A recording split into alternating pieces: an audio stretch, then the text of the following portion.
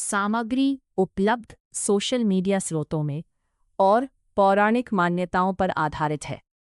इसका उद्देश्य किसी की धार्मिक भावनाओं को ठेस पहुंचाना नहीं है। राधे राधे मित्रों, यह कथा द्वारका से नहीं बल्कि प्रागज्योतिषपुर की अंधकारमय और दुर्गम पहाड़ियों से आरंभ होती है।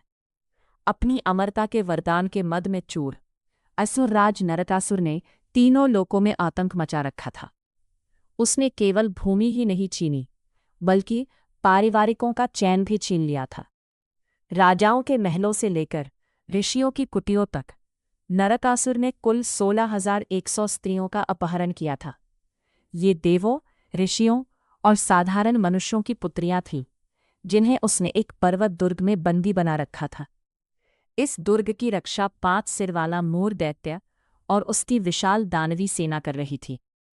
जब इन बंदी स्त्रियों की करुण पुकार स्वर्ग तक पहुंची, तब भगवान श्री कृष्ण ने नरकासुर के अंत का समय निकट जानकर युद्ध की तैयारी की।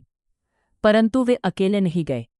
उन्होंने अपनी रानी सत्यभामा, जो साक्षात भूमि देवी का अवतार थीं, उन्हें अपने साथ चलने का निमंत्रण दिया।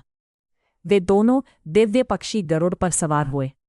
सूर्य को भी ढंक लेने वाले विशाल पंखों के साथ गरुड़ उस दुर्ग की ओर उड़े और उनकी दिव्य गर्जना से असुर सेना के हृदय कांप उठे। नरकासुर तक पहुंचने से पहले श्री कृष्ण का सामना मूर दैत्य से हुआ, जिसने जादुई फंदों से दुर्ग की घेराबंदी कर रखी थी।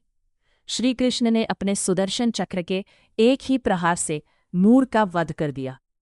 इसके पश्चात उन्होंने अपने 5 जन्य शंख का नाद किया, जिसकी ध्वनि से दुर्ग की दीवारें ढह गईं। नरकासुर एक विशाल युद्धक हाथी पर सवार होकर त्रिशूल लिए बाहर आया। एक भीषण युद्ध हुआ और सत्यभामा की सहायता से श्री कृष्ण ने अंतिम प्रहार कर उस भूमि को असुर के आतंक से मुक्त कराया। जैसे ही कारागार के लोह द्वार खुले, वे 16,100 स्त्रियां वर्षों बाद सूर्य के प्रकाश में आईं, किंतु उनकी यह प्रसन्नता क्षणभंगुर थी। उस समय की कठोर सामाजिक व्यवस्था में असुर द्वारा अपहरित स्त्रियों को समाजहीन दृष्टि से देखता था। उन स्त्रियों को आभास हुआ कि उनके पास लौटने के लिए कोई घर नहीं है, उनके परिवार उन्हें स्वीकार नहीं करेंगे और कोई उनसे विवाह नहीं करेगा। वे श्री कृष्ण के सम्मुख खड़ी थी। अब वे असुर की बंदी नहीं बल्कि सामाजिक कलंक की बंदी थी। उन्होंने कृष्ण से पूछा, हमें आश्रय कौन देगा? हमें नाम कौन देगा? धर्म और करुणा के एक महान निर्णय के साथ श्री कृष्ण ने समस्त सामाजिक बेड़ियों को तोड़ दिया। उन्होंने घोषणा की, यदि यह संसार तुम्हें नाम नहीं दे सकता तो तुम मेरा नाम अपनाओ। उनके सम्मान की रक्षा करने और उन्हें राजसी प्रतिष्ठा दिलाने हेतु श्री कृष्ण ने उन सभी 16,100 स्त्रियों को अपनी पत्नी के रूप में स्वीकार किया। यह विवाह किसी सांसारिक इच्छा के लिए नहीं बल्कि सुरक्षा का एक दिव्य वचन था। प्रत्येक स्त्री को सम्मान और प्रेम का अनुभव कराने के लिए श्री कृष्ण ने एक चमत्कार किया।